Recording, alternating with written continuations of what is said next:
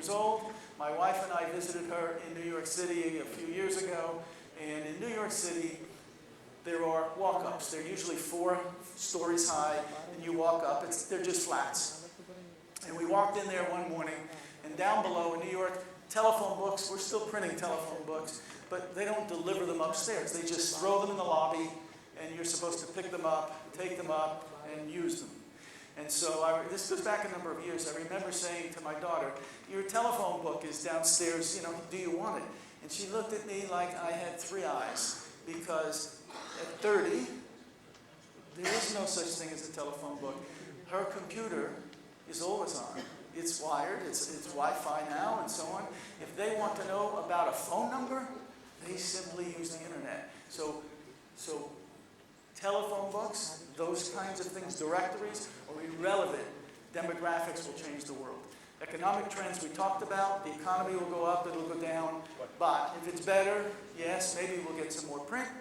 Education, we talked about literacy. As education increases, once again, education plus technology, I think it'll mean less printing. And then communications mode. Here's a good one, postal trends. The U.S. Postal Service, this is about the U.S. again, is bankrupt. It's bankrupt because today you can send a letter 5,000 kilometers for 44 pennies, 44 cents, 5,000 kilometers. That's a pretty good deal. It's impossible. You cannot make money in that kind of a scheme, but the politicians do not have the courage to say, that should cost $1, not 44 cents. So postal trends, eventually, rates will rise, which could have an impact on print, because direct mail costs money to mail. Okay? And then environmental concerns. It is true that electronic media is not pure green, but believe me, there are lots of people who believe killing trees is a bad, bad deal. Even though we recycle just about everything, goes in the recycling bin, it's recycled, etc. But environmental concerns will not go away. Okay? So a few more facts. The number of mobile connected devices exceeds the world population today. Exceeds. Here's a cute one. 4.8 billion worldwide owner of mobile phones. 4.2 billion owners of toothbrushes. So more mobile phones than toothbrushes in the world. That's a fact. It's a sad commentary. It's sad, but mobile technology will be ubiquitous. Ubiquitous. Okay, so the rest is simply the GDP. Yes, it will get better. The industry is consolidating. We estimate, again, a U.S. fact, there's 26,000 printers today. For the next 3 to 5 years, 1,000 will die every single year. 1,000 each year will die. The industry will consolidate. And we talked about availability of capital. It'll get better as the economy gets better. And then growth of value added, that means you've got to do more than just print. There are some downsides. I talked about the Postal Service. I do believe the Postal Service will have a negative impact. I am not familiar with the Post here in India. I don't know if it's good, bad, or indifferent, but problem? Yeah. Okay. So, what does this mean? Put this word in your head, transformation. You must find a way to transform your business. If you stay still, eventually you will go backwards. Very, very important. And we talked about technology headwinds and economic headwinds. The economy will get better. The technology headwinds will not cease. They will keep blowing. Okay? So the world is changing at an ever-increasing pace. Please do not become complacent thinking, it'll be better tomorrow, because it will not. So I leave you with defend the core of your business, really important. Grow it with your existing clients who love you. And then figure a way to do something different. It will save your business. It will help you to prosper rather than simply survive. Thank you so much.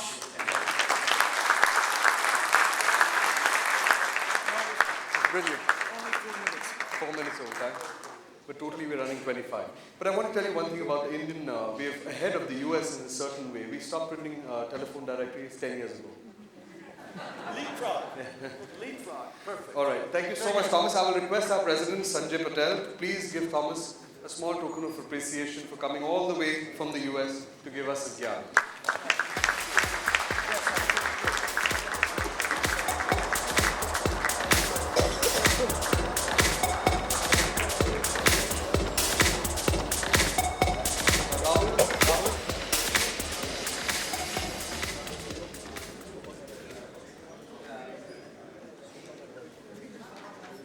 Rahul, you can remove the sofas. Thank you, Thomas. Thank you, Sanjay.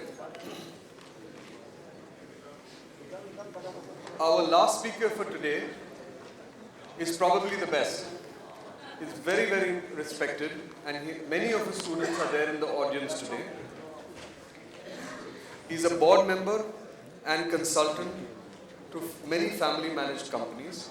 Since 2003, he was the adjunct faculty member at SP Jain Institute of Management and Research, Mumbai. Full-time faculty member with SP Jain from 1994 to 2003. Prior to 1994, 24 years of industry experience in the setting up and managing of sales and distribution networks for medium and small companies in the business-to-business domain. The print market is getting very, very competitive. And that's true for us over here in Mumbai and in India too. Extremely competitive. Thus, the BMPA has requested Professor Murthy to present us his take on prospering in a hyper-competitive marketplace. Ladies and gentlemen, please join me in welcoming the very much respected Professor V.K. Murthy.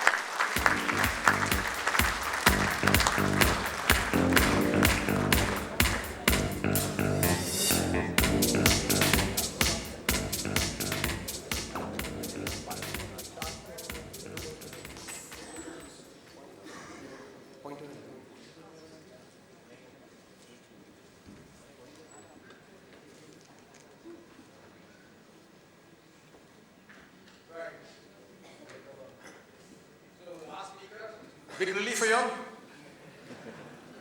So what I'll try to do is link up what you've heard since morning. We'll finish before that. The idea is not to give you something extraordinarily new, but try to put things together so that what you've heard since morning gives you some idea of how to make things happen when you go back. The idea is, in the very title, one second, how do you go back? The word prospering in a hyper-competitive market is almost like opposites. You see? So the idea is, first I want to talk about the hyper-competitive, because many of us feel there's too much of competition. And then you want to understand the word prospering. So let's look at the first part, hyper-competitive. I'll take about 10 to 12 minutes to cover this part, to understand what is hyper-competitive, so that when you go back to your business on Monday morning, you have to face reality. Since morning, we have been on a cloud. But the moment you go back, you realize there's an order going out of hand, somebody's quoted a lower price. What do we do? That's the reality. So the question you want to understand when you go back to your business is how markets become hyper-competitive. And this is not only about print, across industries. The same forces of change operate across. And so what are the forces of change? This is the first problem that we have. Declining differentiation. So when you go to a customer and you say, oh, this is my offer. The customer has two other offers. He says, oh, what's different about it? Why should I buy from you? What's the reason? You get a point. And you have no answers. Because you've got the same machines which your competitors have. So based on the product that you have, you're not able to show any difference. The customer says, what price? So you get stuck there. That's the first problem that we have. And you'll find the rate of fall that you have. You can see two arrows. Differentiation falls very fast. You get a new machine, how much time when the next person gets the next new machine? The advantage which you have based on a product doesn't last. And over a very short period, you have some advantage. But a substantial time you find your product compared to a competitor is more or less the same.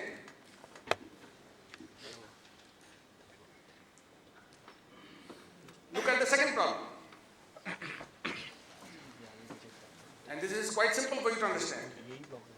20% of our customers account for 80% of sales.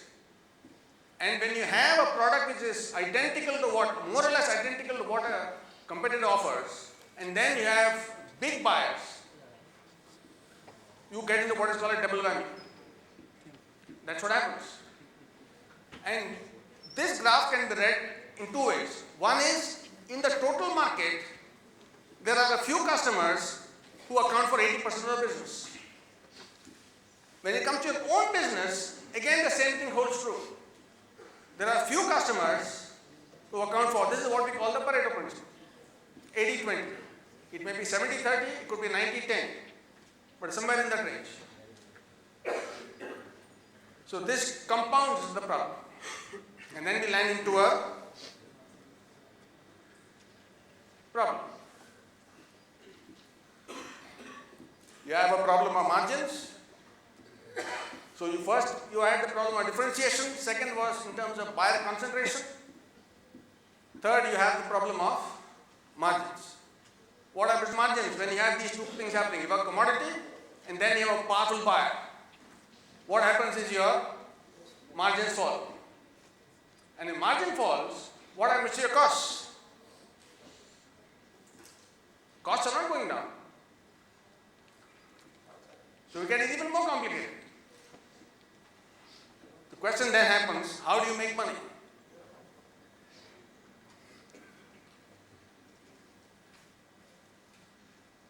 So when you put those three slides together into one single slide, you want to understand how do we land in this situation.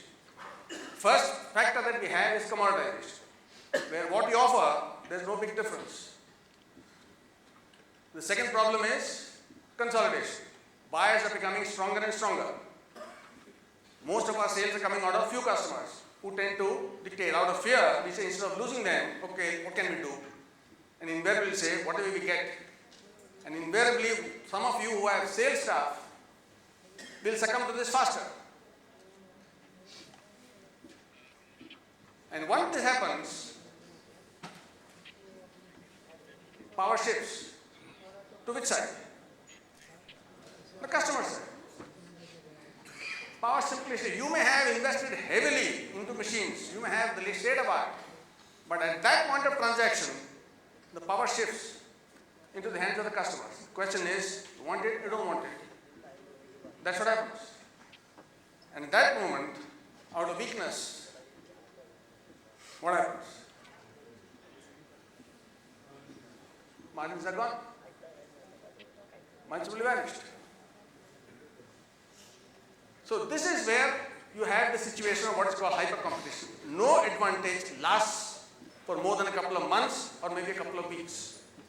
And what you offer doesn't offer you the advantage. What does one do in this situation? What are our responses? Right? That's what we do. Immediately cut prices. And why do we cut prices?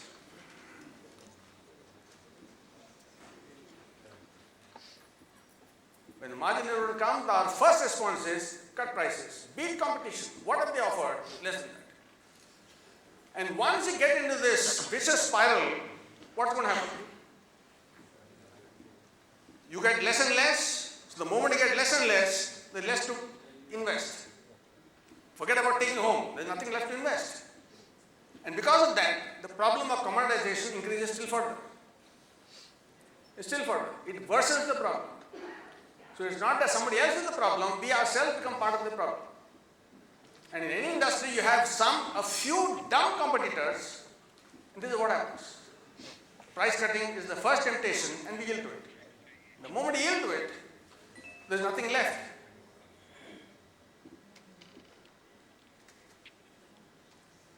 You can see this happening in the airlines industry, you can see it happening in the travel industry, across. You'll find, and especially when your variable costs are going to be a very high part of your total invoice value, it becomes even more serious problem. What is the second response? Cut costs. Cut costs. Good if you cut costs if it is a waste, if it is a muda. But the moment you get into cutting costs which affect future investments, your ability to deliver more value tomorrow, you get into a worse situation. Even worse.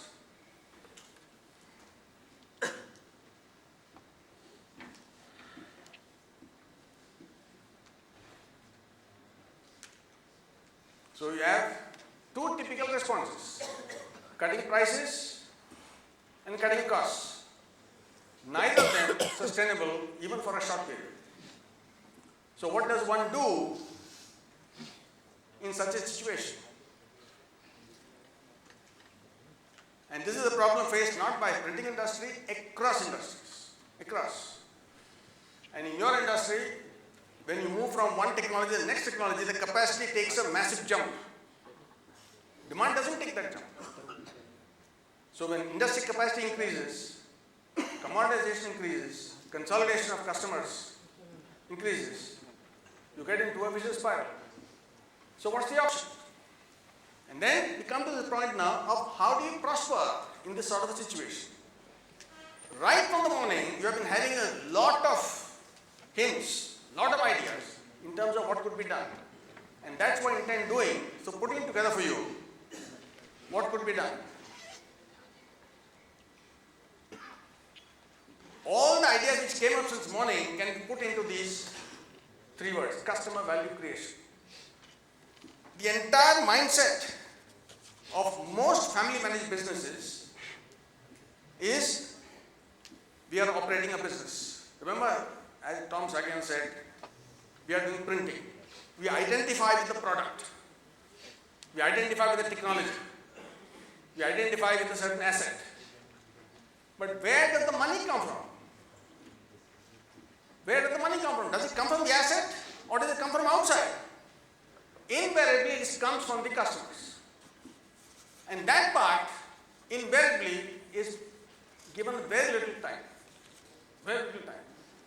The question becomes, what value are we creating for the customers?